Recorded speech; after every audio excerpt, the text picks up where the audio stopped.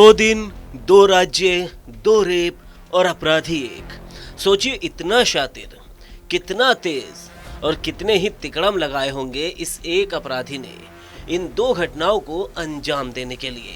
लेकिन कहते हैं ना कि बड़े से बड़ा शातिर कोई ना कोई सुराख छोड़ ही देता है। दिल्ली के पोश इलाके में आईआरएस अधिकारी की बेटी के मर्डर की खबर जब सामने आई तो लोगों के होश फाख्ता हो गए।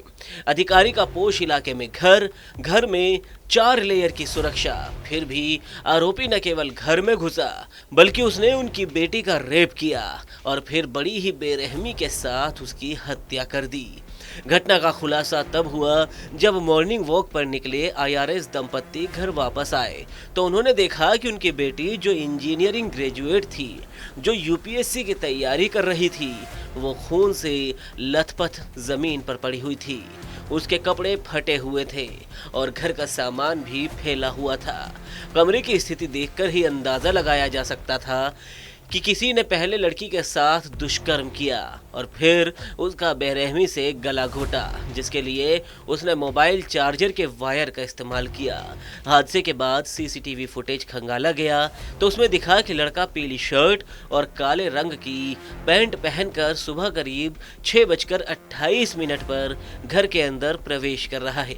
वहीं करीब 1 घंटे बाद यानी कि 7:22 के करीब वह अलग कपड़े पहनकर बाहर जाता हुआ दिखाई देता है। घर में घुसने और निकलने वाला कोई अजनबी नहीं बल्कि घर में काम करने वाला ही पुराना नौकर था, जिसे उसकी गलत आदतों के चलते निकाल दिया गया था। इस नौकर का नाम था राहुल मीणा, जो राजस्थान के अलवर का रहने वाला था।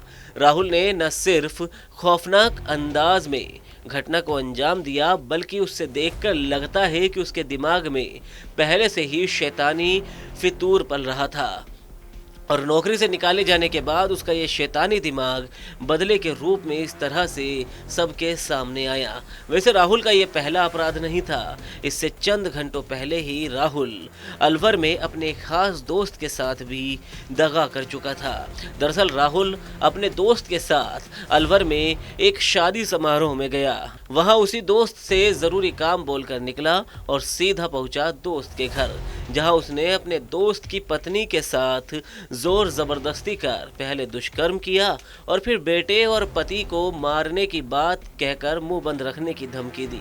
फिलहाल आरोपी दिल्ली पुलिस की गिरफ्त में है और उसे दिल्ली के साकेत कोर्ट में पेश भी किया गया है।